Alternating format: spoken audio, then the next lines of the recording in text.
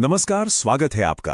आज बात करते हैं एक ऐसे सिंबल की, एक ऐसे प्रतीक की जिसे हम सबने देखा है, पर शायद ही कभी उसके असली मतलब को समझा हो। जी हाँ, हम बात कर रहे हैं यिन यांग की। वो सिंबल जो संतुलन, सद्भाव और इस पूरे ब्रह्मांड के एक कॉस्मिक डांस को दिखाता है।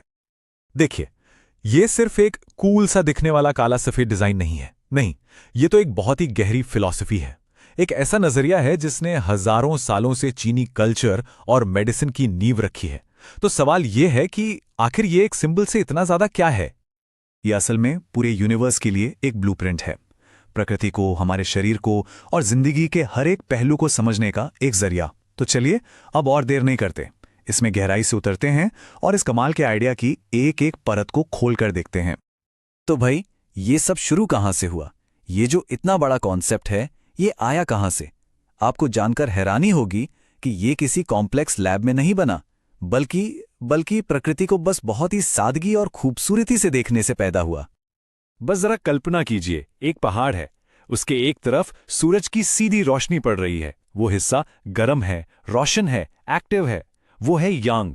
और दूसरी तरफ है छाया, जो ठंडी है, अंधेरी है, शांत है, वो है यिन। बस इसी एक सिंपल सी इमेज से एक पूरी की पूरी फिलॉसफी निकल कर आई। और सबसे दिलचस्प बात पता है क्या है? ये कि पहाड़ वाला ये छोटा सा आइडिया कैसे पूरे यूनिवर्स पर लागू हो गया। यांग बन गया स्वर्ग, रोशनी, एक्टिविटी, और यिन बन गया धरती, अंधेरा, आराम। हाँ, ये एक दूसरे के ऑपोजिट हैं, विरोधी ताकतें हैं, लेकिन एक दूसरे के बिना बिल्कुल अधूरे हैं, एक दूसरे को पूरा करते हैं। और हाँ, ये कोई नया नवेला आइडिया नहीं है। अरे, सदियां लगी हैं इसे विकसित होने में। पुराने ग्रंथों से लेकर ज़ो यान जैसे महान विचारकों तक सबने इसे धीरे धीरे एक सिस्टमैटिक थ्योरी बनाया। क्यों? ताकि हम प्रकृति के नियमों को समझ सकें और उनके साथ हार्मनी में, तालमेल में जी सकें। तो सवाल ये उठता है कि यिन और यांग एक दूसरे के साथ इंटरैक्ट कैसे करते हैं? इनके रिश्ते के आप कह सकते हैं 4 बेसिक रूल्स हैं, 4 बुनियादी सिद्धांत। इन्हें आप उस कॉस्मिक डांस की कोरियोग्राफी समझ लीजिए जो हर चीज को चला रही है। पहला प्रिंसिपल है ऑपोजिशन, यानी विरोध, जैसे गर्मी और सर्दी। लेकिन, और यह बहुत जरूरी बात है, यह विरोध कभी भी एब्सोल्यूट नहीं होता। मतलब कोई भी चीज 100% यिन या 100% यांग नहीं होती। यह हमेशा रिलेटिव होता है, एक रिश्ते की बात है। जैसे मान लीजिए एक गर्म दिन है, वो स्टॉकहोम के मुकाबले तो यांग होगा, लेकिन सहारा रेगिस्तान के मुकाबले यिन। है ना कमाल की बात?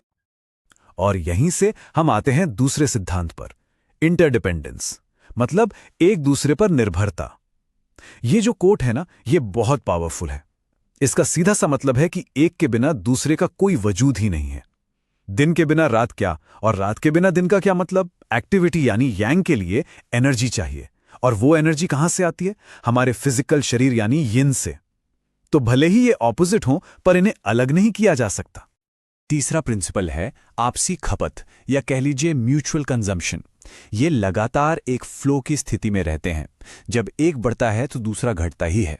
जैसे दिन की गर्मी, जो कि यांग है, बढ़ती है तो वो नमी यानी यिन को सोख लेती है, और जब रात की ठंडक यानी यिन बढ़ती है तो दिन की एक्टिविटी यांग अपने आप कम हो जाती है। ये एक तरह का ऑटोमेटिक एडजस्टमेंट है, बैलेंस बनाए रखने के लिए। सबसे अच्छा उदाहरण है हमारा अपना शरीर। दिन भर हम काम करते हैं यांग, तो हमारी एनर्जी यिन घट जाती है, और फिर रात को आराम करके यिन हम उसे वापस भर लेते हैं। और आखिर में आता है चौथा और सबसे खूबसूरत सिद्धांत, इंटर ट्रांसफॉर्मेशन, मतलब एक का दूसरे में बदल जाना। अगर आप उस यिन यांग सिंबल को ध्यान से देखें तो काले हिस्से में एक सफेद डॉट है और सफेद हिस्से में एक काला डॉट। जानते वो क्या है? वो इस बात का प्रतीक है कि हर यिन के अंदर यांग का बीज होता है, और हर यांग के अंदर यिन का। मतलब कोई भी चीज अपनी चरम सीमा पर पहुंचकर अपने ऑपोजिट में बदलने लगती है। जैसे दोपहर जो यांग का पीक है, वहीं से शाम यानी यिन की शुरुआत होती है। लेकिन हाँ, ये बदलाव ऐसे ही अचानक नहीं हो जाता। इसके लिए 2 चीजें जरूरी हैं। पहली, सही इंटरनल कंडीशन, और दूसरी, सही समय। देखिए, गर्मी से एक अंडा तो चूजा बन सकता है, पर पत्थर नहीं। क्यों? क्योंकि अंडे के अंदर वो पोटेंशियल है, और वो भी तभी होगा जब सही समय आएगा, जब वो पक जाएगा। यही तो प्रकृति का नियम है। अच्छा, तो ये तो होगी फिलॉसफी की बात। अब आते हैं असल मुद्दे पर। ये सब हमारे शरीर के अंदर कैसे काम करता है? ट्रेडिशनल चाइनीज मेडिसिन की माने तो हमारा शरीर अपने आप में एक छोटा सा यूनिवर्स है, एक मिनी यूनिवर्स जो इन्हीं येन यांग के नियमों पर चलता है। ये टेबल देखिए, ये शरीर को यिन यांग के चश्मे से देखने का एक परफेक्ट ब्लूप्रिंट है। शरीर का ऊपरी और बाहरी हिस्सा यांग माना जाता है, वहीं निचला और अंदरूनी हिस्सा यिन। हमारी एनर्जी, जिसे ची या जीवन शक्ति कहते हैं, वो यांग है, जबकि हमारा खून, हमारे बॉडी फ्लूइड्स जो फिजिकल हैं, वो यिन है। सिंपल भाषा में कहें तो फंक्शन यांग है और स्ट्रक्चर यिन है। और ये क्लासिफिकेशन हमारे ऑर्गन्स पर भी लागू होता है। जांग ऑर्गन्स जैसे हमारा दिल, लिवर, ये सब यिन है। ये सॉलिड होते हैं और इनका काम है कीमती चीजों को स्टोर करना। वहीं दूसरी तरफ हैं फू ऑर्गन्स, जैसे हमारा पेट, हमारी आंतें, ये यांग हैं। ये खोखले होते हैं और इनका काम है लगातार भरना, खाली होना, चीजों को बदलना और बाहर निकालना। तो एक है स्टोरेज डिपार्टमेंट और दूसरा है प्रोसेसिंग यूनिट, यिन और यांग। तो फिर सेहत क्या हुई? सेहत का मतलब है यिन और यांग के बीच एक हेल्दी डायनामिक बैलेंस। और बीमारी कुछ और नहीं, बस इसी बैलेंस का बिगड़ जाना है।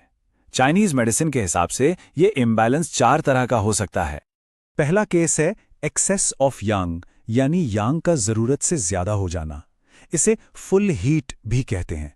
इसमें होता क्या है कि किसी बाहरी वजह से, मान लीजिए बहुत ज्यादा गर्मी की वजह से, शरीर में यांग बढ़ जाता है और ये बढ़ा हुआ यांग शरीर के यिन यानी हमारे बॉडी फ्लूइड्स को जलाने लगता है, उन्हें सुखाने लगता है। नतीजा सूखापन, तेज बुखार, बहुत ज्यादा प्यास लगना।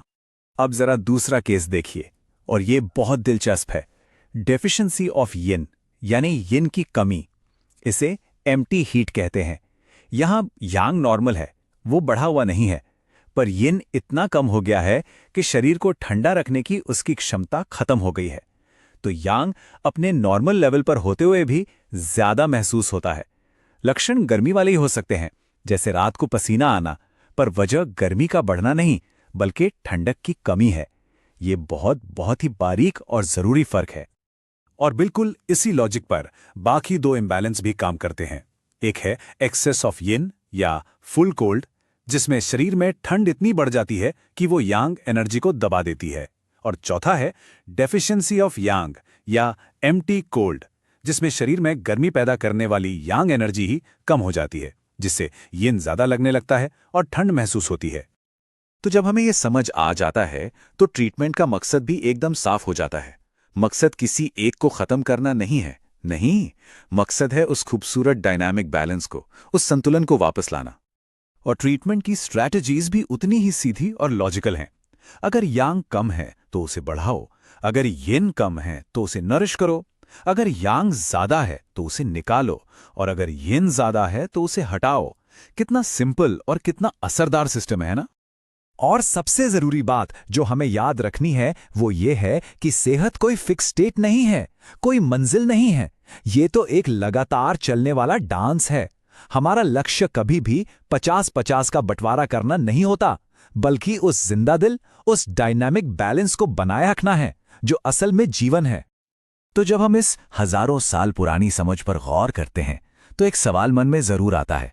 आज की इस भागदौड़ भरी दुनिया में जहां हम सब हमेशा ऑन मोड में रहते हैं, चाहे वो काम हो, सोशल मीडिया हो या हमारी अपनी भावनाएं, ऐसी दुनिया में हम अपनी जिंदगी में इस डायनामिक बैलेंस को कैसे ला सकते हैं, कैसे इसे और बेहतर बना सकते हैं? ये एक ऐसा सवाल है जिस पर हम सबको सोचना चाहिए। हमारे साथ जुड़ने के लिए शुक्रिया।